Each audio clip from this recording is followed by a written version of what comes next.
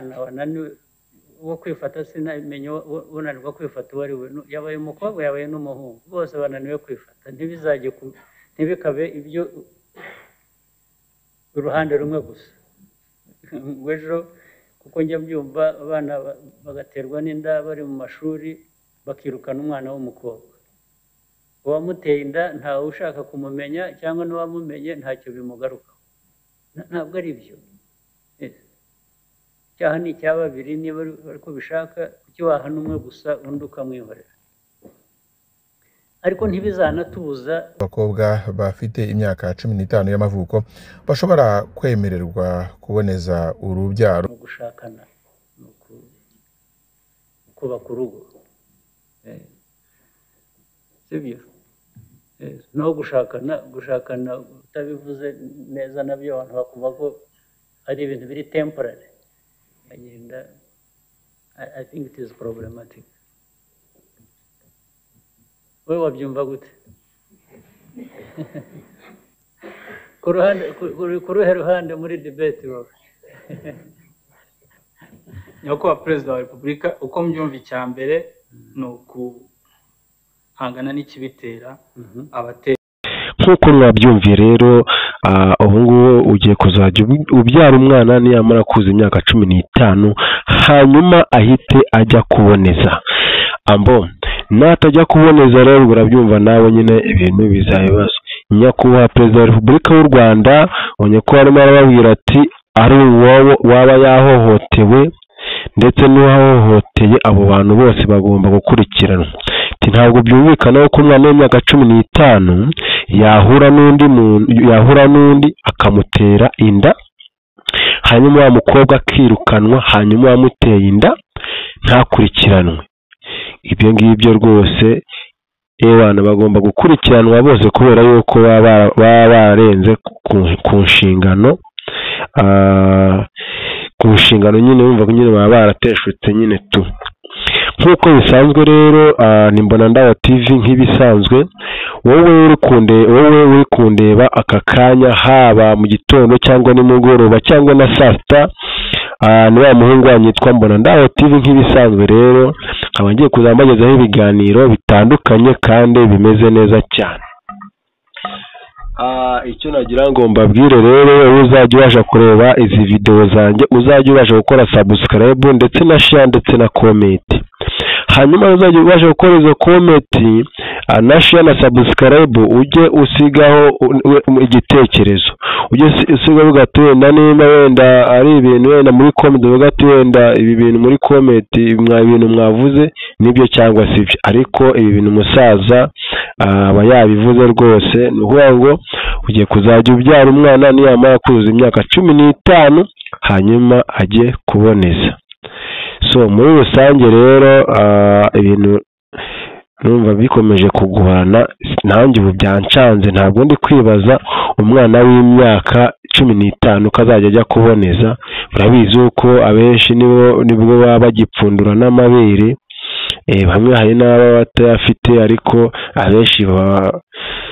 ni bake na bake nyine biterwa nyine n'umuntu wari we harutinda kuyamera hari n'uyamera afite imyaka 12 muri rusange rero ikiganiro turimo turaganiraho nyine urabona ko rwose ibintu by'abakobwa rero bari guhama baterwa inda uko bwije uko bukeye umukobwa aragira imyaka 15 nk'uko leta iri kubivuga akaba arabyaye leta irimo iramaganya inda zitateganijwe kuko hari igihe ufata ukabyara umwana nawe uri umwana ukabura uwarera undi wowe ubwawe uri umwana ububyaye nawe ni umwana ugasanga ugiye kuba umubyeyi kandi nta bushobozi rwose wari ufite wahuye n'umuntu akagutera inda cyangwa yego mukanabyumvikanaho kuko nta muntu w'imyaka 15 rwose kuri iyi viziyo tugezemo yabyara kabisa mwibuke gukora subscribe cyangwa se sub ni mu gifaransa urakanda aho hasi ni subscribe nurangiza ikiganiro nugikunda ukore na iki kiganiro nkoze nugikunda uhita ukora na like ukande kuri like na comment na subscribe kuko iyi video nkoze ni video y'ingenzi cyane kandi iyi video ni ingenzi ku banyarwanda mwese, ku babyeyi ndetse no ku bapapa n'abantu nyine bakuru, murebe nkamwe rwose, mubirebe neza cyane, mutubwire muri comment icyo twakongeraho. So icyo nagira ngo mbabwire rero, uko ngiye mba ndikora nkabona ibintu byahinduye isura pe, kuko nimba bari kera bavuga ati ngo umuntu yemerewe gushaka umugabo ni umuntu ufite imyaka 21, uwo nguwo niwe wemerewe gushaka umugabo, ndetse hari n'abantu benshi cyane bagiye bafungwa kubera kurongora igihe kitaragera. Ikindi kandi muzi ko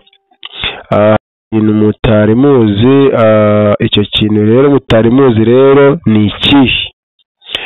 Urabizi yuko rero ningi hari ibintu umusaza arimo aravuga, arimo aramaganya ngo ariko se ngo none nk'umuntu afashe ngo guhushura se murabizi?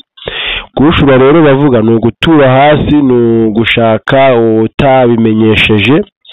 Ngo ushatse umugore utabimenyesheje rero ngo ntabwo, ushatse umugore utabimenyesheje ngo nabyo ngo buriya leta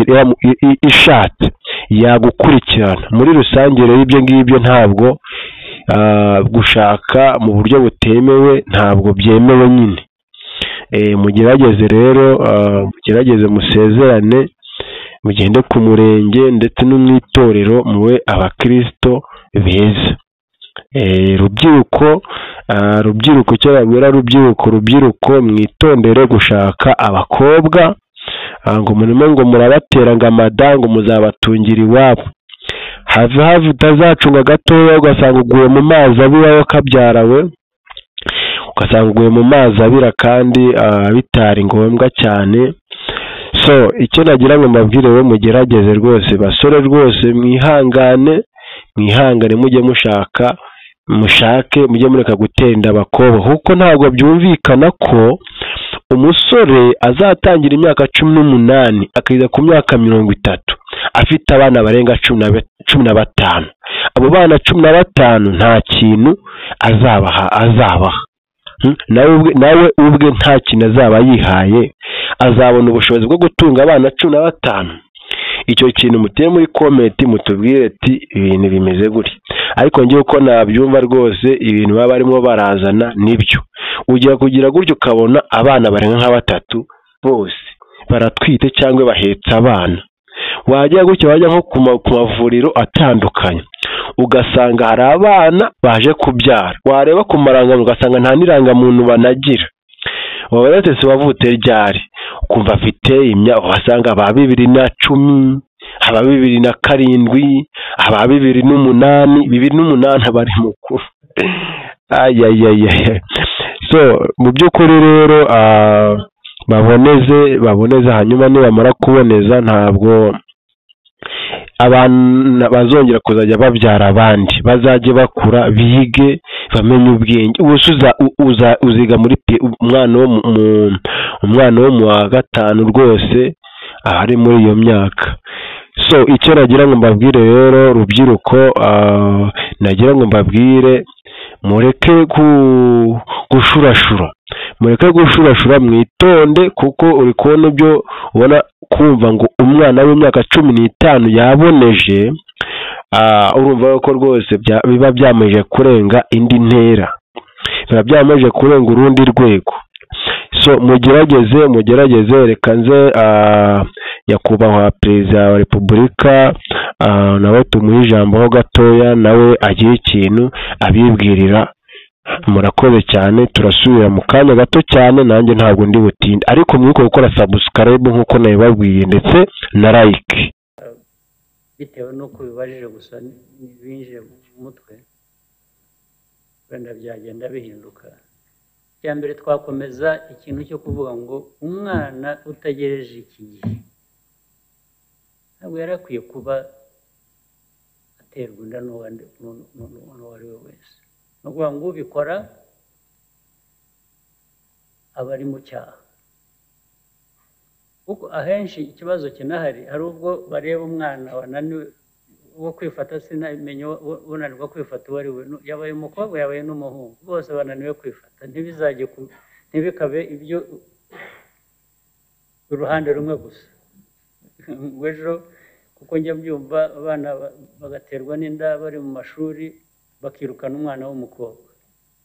uwamuteye inda ntawe ushaka kumumenya cyangwa n'uwamumenye ntacyo bimugarukaho ntabwo ari byo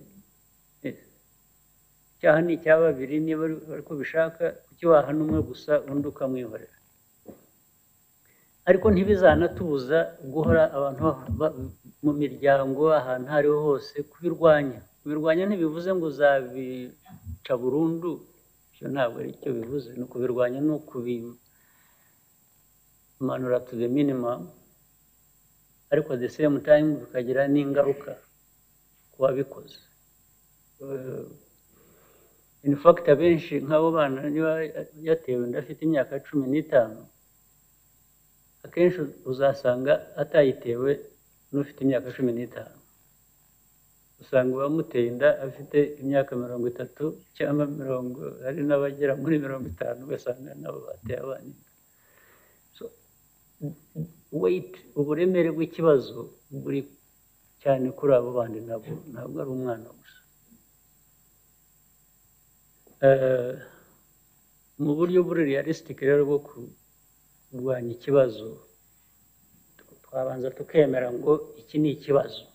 iyo tukabyumvikanaho sinzi ko hari ushobora kuvuga ngo iki ntabwo ari ikibazo none ikibazo giteye gite twagifatira mu tumeze ni ukuvuga ngo dukore statement of principle bivuga ko tubyanze bidakwiriye nubwo tuzi ngo bizaba kuko ikintu kucyita icyaha cyangwa kuvuga ngo uzagihanira yihanukire ntibice icyaha ariko biragabanya kandi koko n'ingaruka zikwiriye kuba ziba aho kugenda rero nabwo I'm not sure kuvuga ngo ugiye kumenyereza kubigira ihame noneho ugiye guha abana imyaka 15 kujya ubaha contraceptives psychologically ni nkaho ubabwiye uti birimo element nk'iyo kuboshya usa nk'uwabyoroheje nkaho ubwira uti komeza wikorera ibyo ukora uzarindwa n'iki uzarindwa na contraceptive bifite iyo message bitanga and I don't think it is a good message ntabwo nibwira ko ari ikintu mwabyumviye rero ko rwose ngo kandi abantu batera inda abana b'abangavu nta nubwo ari n'abantu bakiri n'abatoye ni abantu bafite imyaka guhera kuri za 25 kugeza kuri za 80 abantu bari gutera usanga nk'umusaza w'imyaka 80 ari kuririra bakobwa babandi batoya babandi batangiye kuzana iby'inyuma n'imbare by'inyuma yatangiye kuzana amabuni inyuma uriya musaza yamubonye rero usanga nyine arimo akwirakwira nyine yayagaye kandi ntabwo amenya ko ashaje abasaza b'iyi minsi rero ntabwo bakimenya yuko bashaje babona inkumi bayibona hariya bakigira abantu badanje niyo mpamvu ubona nyine ibintu nyine bigoranye byahatara ariko ni ukwihangana nyine nta kundi byagira gute byagenda ibintu umusaza rero byanamubabaje ariko rero nta nubwo nawe byabura kukubabaza ariko ubuzi kumva ngo umwana w'imyaka 15 yatewe inda n'umuntu w'imyaka 40-50 ni ikibazo so yabihanangirije arabihanangiriza guhera ku gatoya kugera ku kanini yabibabwiye rwose reka none mwongere mwumveho gatoya ntabwo muri buze gutinda ngenda mbumvisha agace gatoya gutyo kwaje nibuka gukora subscribe icyo gikorwa ntabwo cyita kurongorana no gushakana no kubaka urugo sibyo no gushakana utabivuze neza nabyo abantu bakumva ko ari ibintu biri temporary umwe yashatse undi muri ako kanya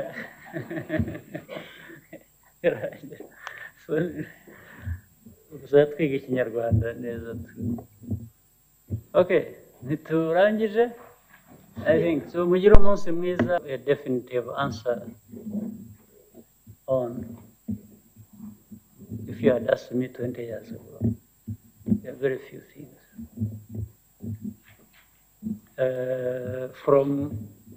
even if you had asked me, said 20 years ago, if you had told me, are you sure you'll be alive with 2019? I would have told you, I don't know.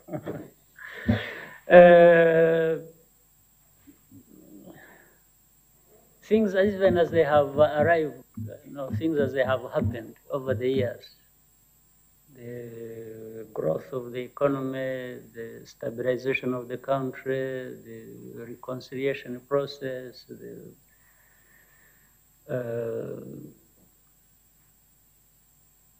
relationships you have had with the countries that have matured into a very good partnership that has led to one thing or another.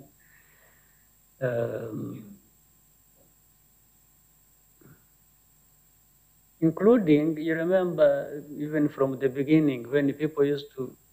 give little chance to Rwanda, even to survive as a nation. Remember that. 20 years ago,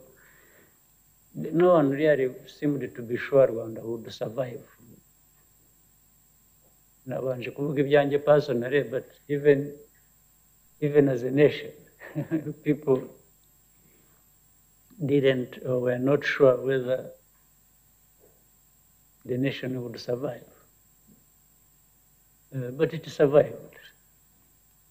So all we did at that time, we could just think of, it's like drawing a wish list of saying, I want to be here at this time, I want to know, despite these problems, my vision is to achieve this. And then towards that, you put in everything you have, your thoughts, your actions, to see that you reach there. But really, there were no guarantees, at least even in a very complex situation, there were no guarantees that you would be there. But it didn't have to stop us thinking or wishing to be there. So 2020, we had said by 2020, the economy should have grown like this, and our status as an economy, middle-income country, would be this size. So maybe it is not at that size we wanted, and we are not, maybe it is 85% there. So the good thing about it is, what one can draw from that is, by the time you are hitting that mark and you find you are at 85, you start rolling back things as they happened and thinking, and then say, why didn't I achieve 90? Why didn't I achieve 95? Why didn't I hit 100%? Then say, oh, maybe if I had done this, if I had not done this, if I had, so that prepares you now for another, the same thing you're talking about, another 15, 30 years ahead. Still you have where you want to be 15 years after 2020, or 30 years after 2020, but you must draw lessons from what happened with our Vision 2020 for the 20 years we were here. And another lesson for me personally, I learned, was that some things were seemingly insurmountable. You would even have wished to say, no, we can't be there, let's be realistic. But being ambitious has its own value. It pushes you as hard as it can. If you are there, so much the better. If you are not there still, then you fall for their realistic position and accept it. And say, well, I aimed too high. I didn't reach there, but it was not a bad thing to aim too high. It pushed you actually maybe to go higher than where you would have been otherwise. If we hadn't aimed high and reached 85 as we have, let's say by 2020, maybe we would have found ourselves at 65. But the other 20 difference has been. Ubu rero ni mwihane basore, mwihane namwe mwabasaza, mugumana abagore banyu mufite, abagore banyu ntimukabaca inyuma, mugumana abagore banyu mwabashatse ari beza, nimwe mubashajishije, ibyo guhiga mushoka mutwana mubireke,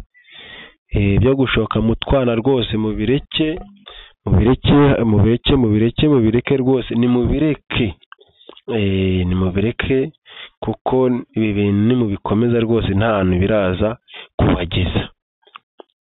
nta hantu biraza kubageza, mutubabarire cyane, mureke kudusebya, kuko ni hahandi uzajya uzasanga nimbyana umwe nkabyara n'undi hariya, umwana wanjye azajya gutereta mushiki we akamurongora kandi ntazabimenya, ntabwo azabimenya. Rero bafana banjye nkaba ndabacomotse, nkaba ndagiye, mukore subscribe and share and comment, hanyuma nzajye mbasha kubagezaho za video zazindi zimeze neza. Ciao ndabakunda, ciao.